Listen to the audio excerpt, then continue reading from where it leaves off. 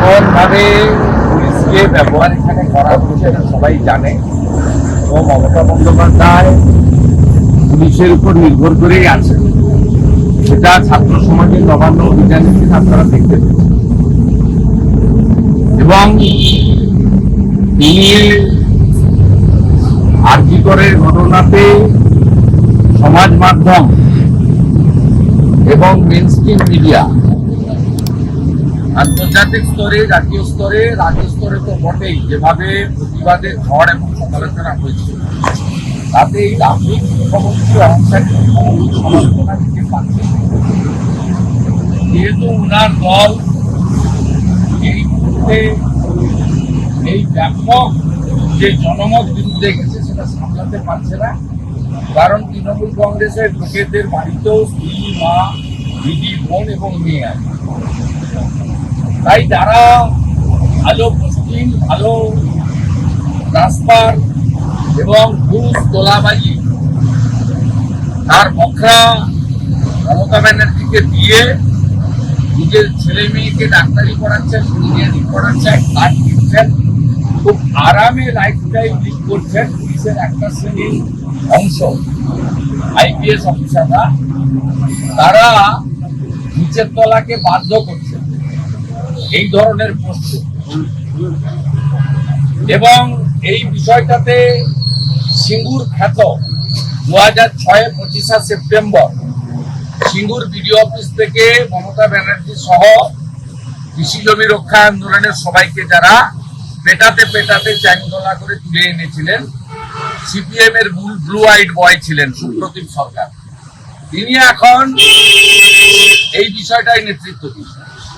কালকে আমি 15-20টা আইসি ওসির কাছ থেকেই প্রথম পাই, তারা আমাকে কনফিডেন্সিয়াল ফোন করে পাঠান, স্যার ক্ষমা করে দিবেন, করতে বাধ্য সুপ্রতিম সরকারের নির্দেশ। এবং আপনারা নিজেরা দেখবেন যে পুলিশ তো এখন সংখ্যা এমনি কমে গেছে, কারণ রিক্রুটমেন্ট হয় না, আর ভবিষ্যতেও রিক্রুটমেন্ট হবে না। ওবিসি নিয়ে যে জটিলতা তৈরি হয়েছে,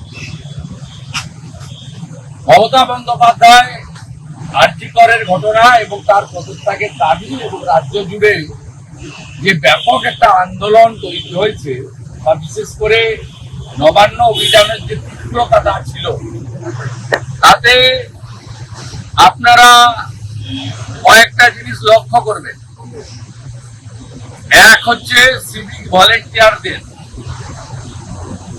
রিটায়ারমেন্ট বেনিফিট 5 লক্ষ টাকা করে অর্ডারে বলা, আমরা এটা আপত্তি করছি।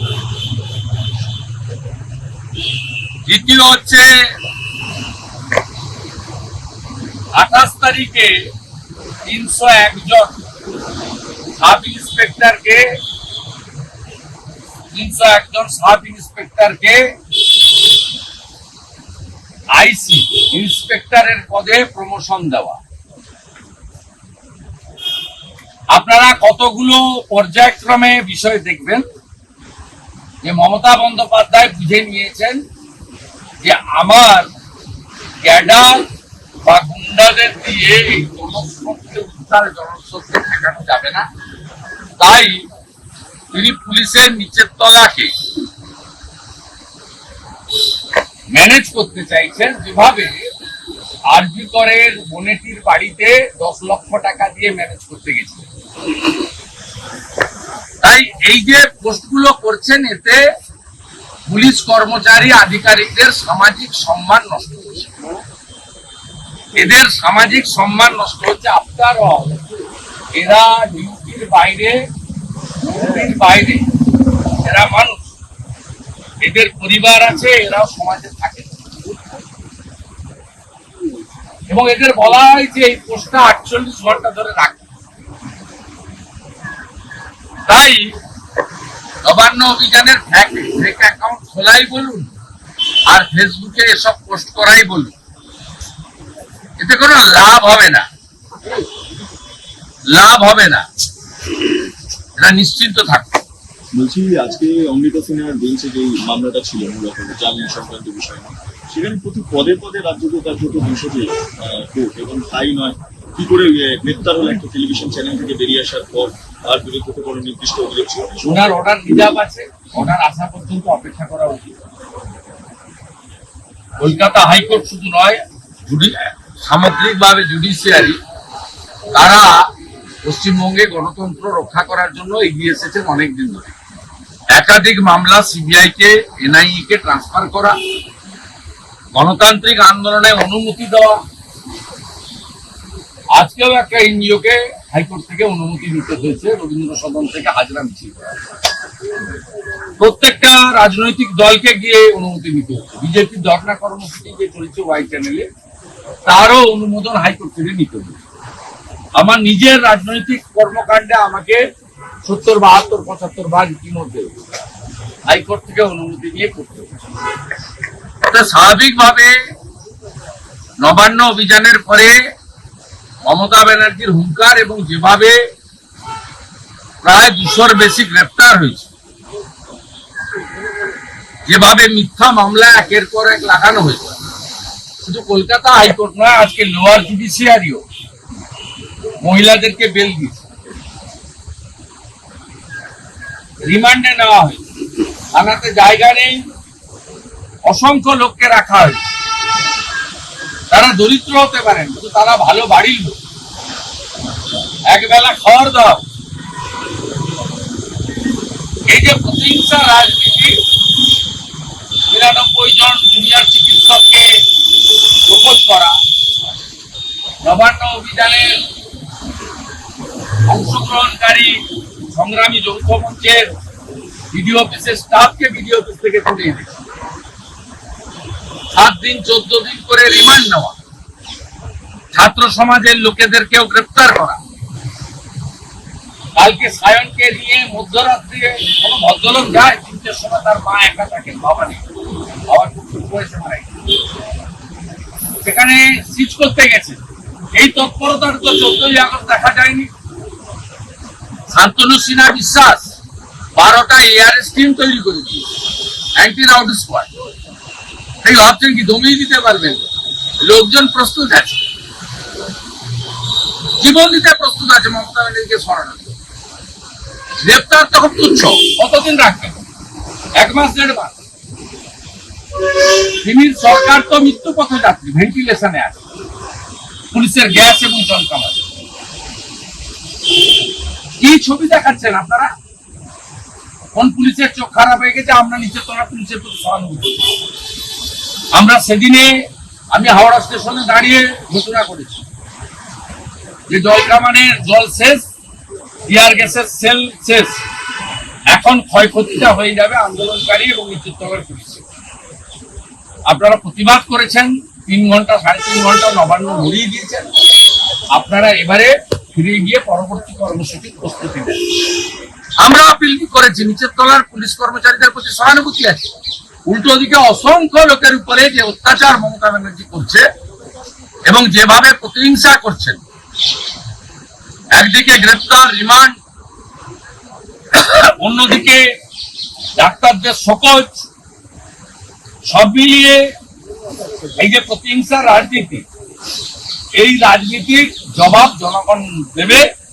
গণতন্ত্রে মানুষই শেষ কথা বলে, গণতন্ত্রে বিধানসভার সংখ্যাগরিষ্ঠতা, বেশি শক্তি, অর্থ শক্তি, অস্ত্র শক্তি শেষ কথা বলে না। পুলিশ বলছে সেমিনার রুমে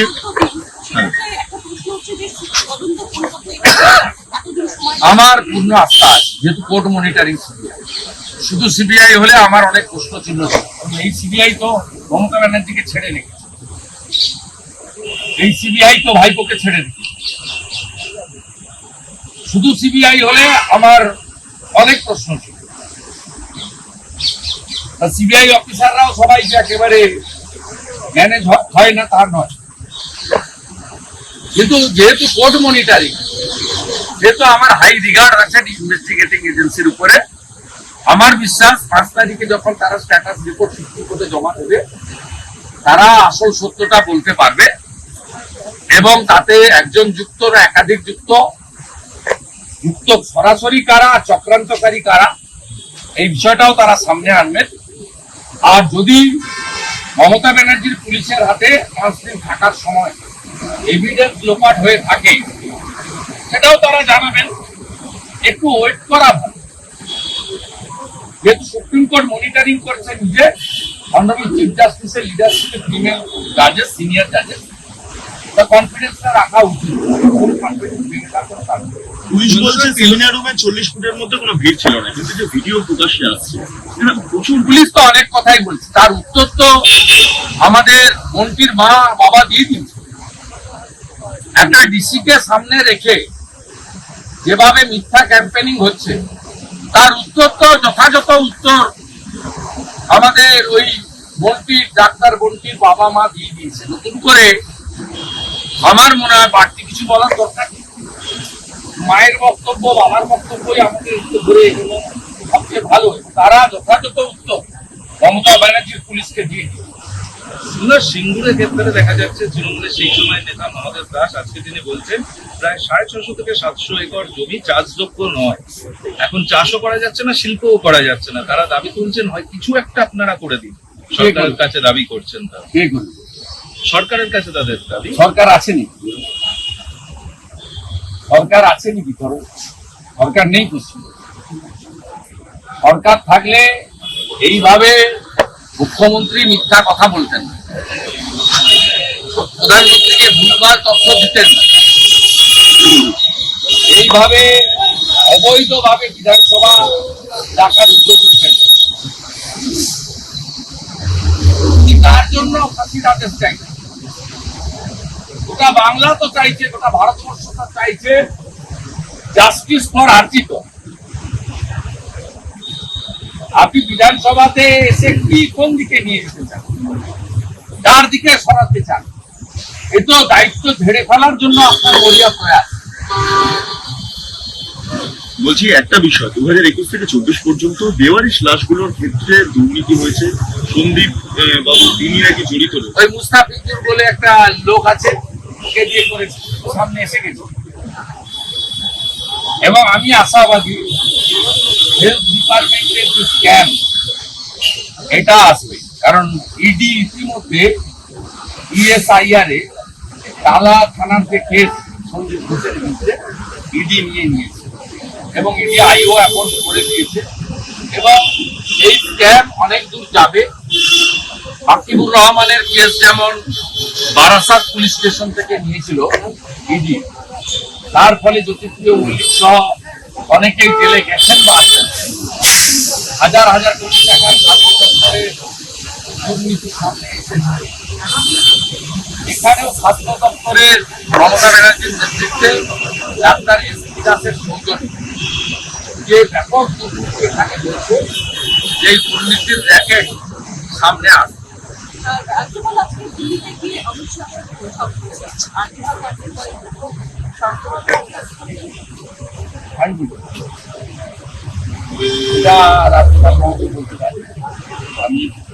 বলছি হাউস চলানি, ঠিক আছে, রাজ্যপাল চাইলে তো হাউস তো অন্যভাবে। হ্যাঁ, আমরা আইনে দায়ী করতে বাধ্য করি। প্রলম করলে রাজ্যপালের করার কিছু ছিল। এর আগের উদাহরণ আছে, মাননীয় জগদীপ ধনখড়জি যখন ছিলেন রাজ্যপাল, তিনি প্রভোগ করেছেন। এখানে রাজ্যপাল করতে চাইতেন, তা করেননি কেন তিনিই বলতে পারবেন। আমরা মাননীয় জগদীপ ধনখড়ের অ্যাবসেন্সটা প্রত্যেক মুহূর্তে অনুভব। সিবি আনন্দ কি সেই অর্থে না, আমি ব্যক্তিগত হাইস্ট চেয়ার সাংবিধানিক, ওই চেয়ারকে রিগার্ড করতে হয়, পার্সোনাল তো ব্যাপার না। আমি বলবো কিন্তু আমরা জগদীপ ধনখড়জির অনুপস্থিতি অনুভব করছি, তা আমি অন্তত আজকের দিনে দাঁড়িয়ে বলতে পারি। কারণ বিজেপি লেজিসলেচাররা নো কনফিডেন্স স্পিকারে এনেছিল বলে তিনি সাইনেডাই করেছেন। সাইনেডাই করার পরে প্রভোগ করার সুযোগ মহামান্য রাজ্যপাল ছিল। রাজ্যপাল মহোদয় কেন করেননি সেটা উনি বলতে পারেন, আমি বলতে